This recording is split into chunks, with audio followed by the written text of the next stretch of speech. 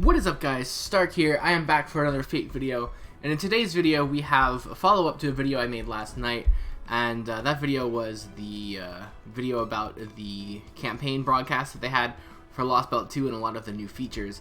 And you guys can see here Lost Belt 2 is officially out.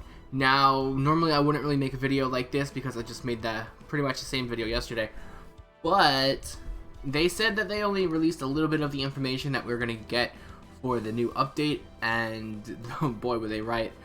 So we're going to go ahead and take a look at the actual update here and just go ahead and talk about some of the updates, well, all of the updates really.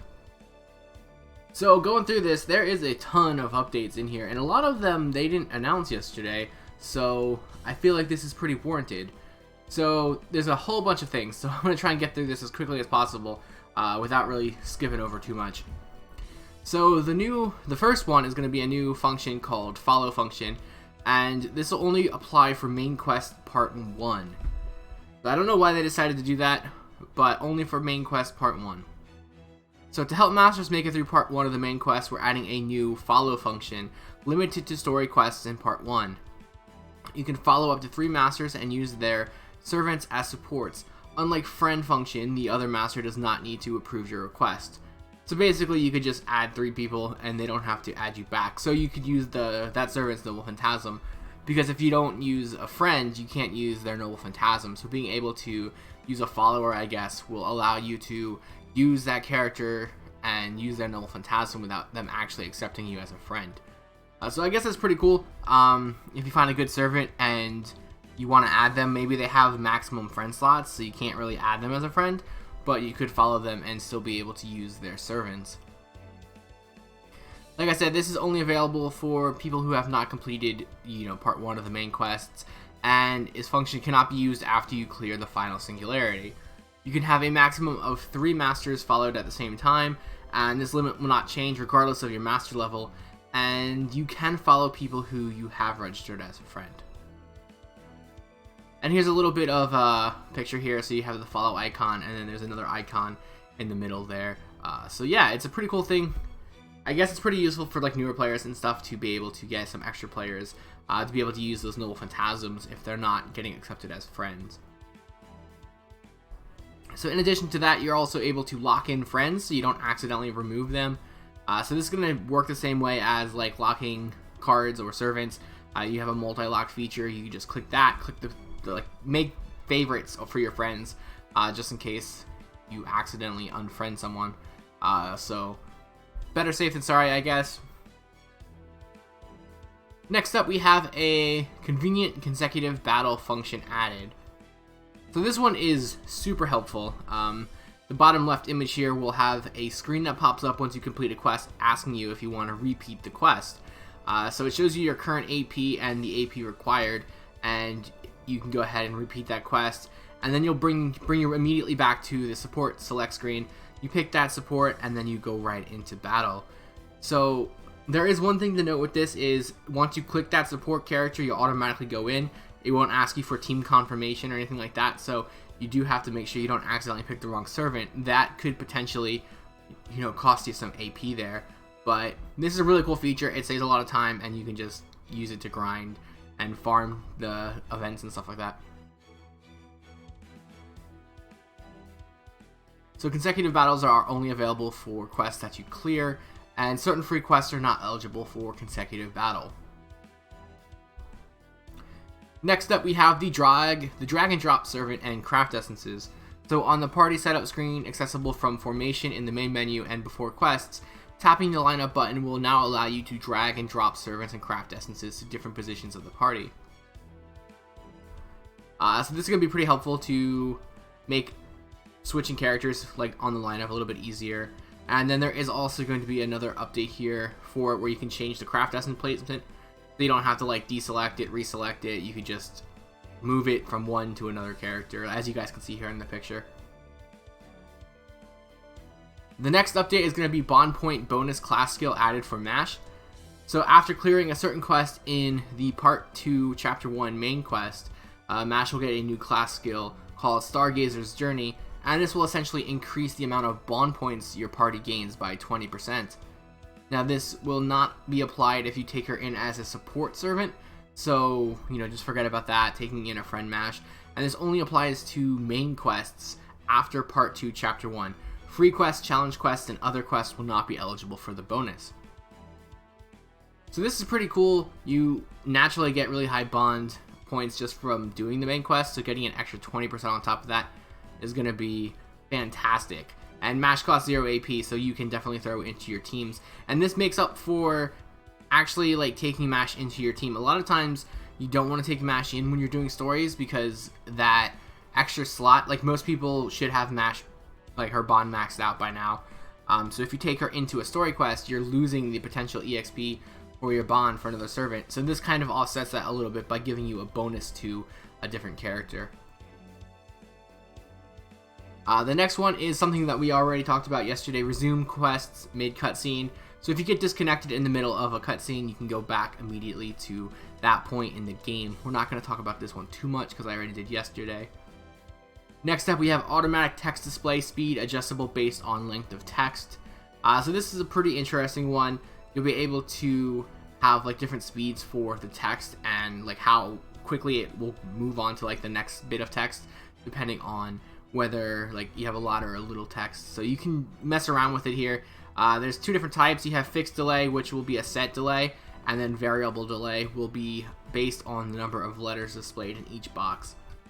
So just mess around with it, see whatever works for you. It's a pretty cool feature, I guess. So next up, you have multiple support setups for different quest types. So this one looks like it's going to be pretty cool if I'm reading it correctly. So basically now you'll have two different sets of teams that you can make. So you can have one as your normal for like story quests and stuff like that, and then you'll have a different set for event quests. So you don't have to like change your teams all the time. You can just flip-flop between events and normal quests. So you can have like your farming teams for your main quests, and then you can have like your own individual sets for event quests, and then you can just change those depending on what's out at that point in time. So that's gonna be pretty cool.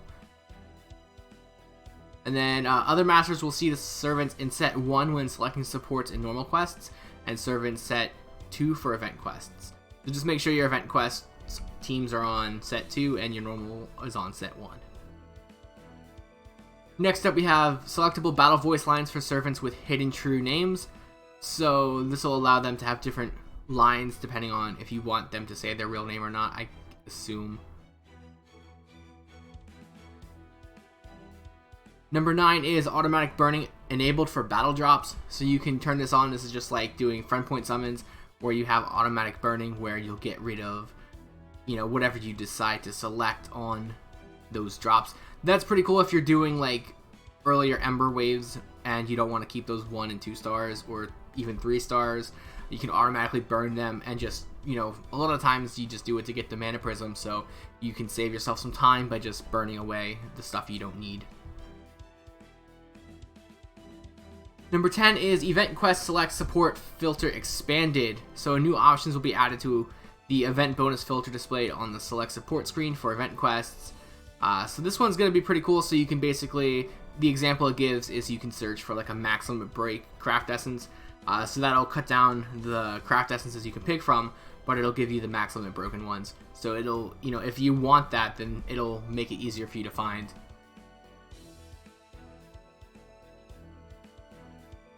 Number 11 is automatically display advantageous class when selecting support.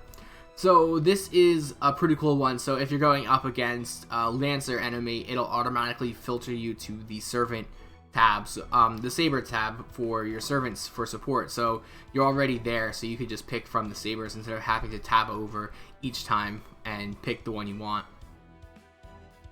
It's not really a big thing, but it is actually pretty helpful when you go into the quest. Next is automatic material selection for servant enhancements. So this will be a really cool one. It'll save a lot of time, I think. Materials for enhancements will automatically be selected based on the conditions you set. So you pick the conditions you want, and then you hit auto select, and it'll just automatically pick the stuff for you. So that's going to be really cool. It'll save time leveling up and stuff like that. 13 will always display important presents. So an option will be added to the present box filter to display important presents that must be claimed or used within a short period of time, regardless of other filter settings. So this makes sure you don't miss out some important mail and you get the rewards you need without losing them. Mystic code included when copying a party. So if you copy a party, the mystic code will now be included instead of having to reselect it. 15 will be craft essence filter added. We talked about this one previously. You can now filter craft essences based on effects. So this will definitely make finding craft essences a little bit easier. 16 will hide the dialog box in cutscenes. So in the middle of cutscenes, if you, I believe, swipe down on the screen, it will remove the box so you can have just a full picture of whatever you're looking at. That's pretty cool to be able to see the full graphic instead of it being, blocked by the graphic for the text. Number 17 is a big one, being able to increase null phantasms multiple times at once. So normally we had to go one by one, but now we can just, select all the copies of the character and we will be able to upgrade the null phantasm all at once. Number 18, bond level reward craft essences are ineligible to use as enhancement materials. So this one's really cool, and it makes sense because you work really hard to get your bond craft essence, and then maybe you accidentally sell it, or maybe you did on purpose, but now it will not count for your box limit, and then it also cannot be sold. And if you have previously sold any of those or used them as enhancement materials, then you'll get them back essentially. So that's a really cool thing that they're doing. Number 19 will allow you to repeat summonings after you do that without having to go back to the menu. So if you do a multi-summon, then there'll be a new button there. It'll say 10 times summon. You click that and you'll go back in and do another multi. And this is going to be the same thing for friend point summons as well. So that's pretty cool. Save a little bit of time. Number 20 will allow you to select your ascension level for servant records on playback in My Room. That's cool. You'll be able to pick different ascension types and stuff like that. 21 is a big one as well. So you'll be able to transfer data using Google Backups. So now you can link your Fate account to your Google Backup, so you can easily transfer between Android devices much more quickly, I guess, than transfer code. A lot of games use the Google Backup now. You can still use the transfer code, but now this is just another way of keeping your game safe. Now there are a little bit of restrictions here. You can't go backwards for operating system for Android or iOS, so you definitely want to make sure that you're not going back and forth. That could definitely cause some problems here. Let me read the actual bit that it says. If I can find it here. Yeah, it says, please note that you cannot restore backup data to a device with an older operating system than the original device. So you can't go backwards, essentially. So make sure that whatever you're backing it up to, it actually is eligible to be backed up to before you do it. You don't want any issues there. And it has to be Android 6.0 or later. You could do the same thing for iOS devices, but you're going to be using iCloud or iTunes to create the backup instead. And then there's going to be some improvements to the UI. Yeah, there's a lot here, guys. I kind of am glossing over a lot of it, but we are already like almost 15 minutes into this video. So icons indicating class affinity added. So icons indicating advantage or disadvantage against enemies appearing in a quest will be displayed for each servant on the select support screen, the party setup screen, and the servant selection screen. So these little arrows here will show you if they're weak or not. If they're weak or strong. I always mess it up when I say it like that. If they're weak or strong against certain different types of enemies you're going up against in that particular fight. So there's different arrows here telling you which ones are which. So strong advantage, normal advantage, and disadvantage, and strong disadvantage. The next one is going to be predicted enhancement results displayed when selecting materials. So this will tell you like what level that character is expected to get to when selecting the items using to level them up. So that's cool. So you'll kind of be able to see where you're at. This is a really cool update as well. Next up, we have bond point bonus amounts displayed separately. So if you get extra bond points, they'll be displayed as a separate number on the results screen. So that's cool. It shows you exactly how much you're getting as extra bond as opposed to just the total amount. Command card information added to servant status display in battle. So each servant set of command cards will be added to the servant status information viewable during battle. Check status effects from the status tab. I'm not entirely sure what this one is. I guess it looks like it's just showing you the any sort of like status effects on the character at that point in time. Number 5 is mission target icon design updated. So it's updating the overall designs of the mission target icon. The icon displayed over enemy icons on the quest information window will be updated. Previously, mission types were differentiated by color, but the wording on the icon will also change. So you have weekly target, special target, event target. So that's pretty cool. I'm kind of like running out of breath here. So much stuff in this update. Alright, number 6, enemy class tendency displayed continuously on party setup screen. So the display on the top left of the party setup screen will now display the enemy's class as long as the screen is open. Previously, the display rotated between event item, attack, and other bonuses. Check event bonuses from the See Event Bonus Details button. Alright, so there's a new button there that you can check for the event bonuses, essentially. So that's pretty cool. Alright, time until total AP recovery displayed. So it'll show how much time you need until you get a full AP bar.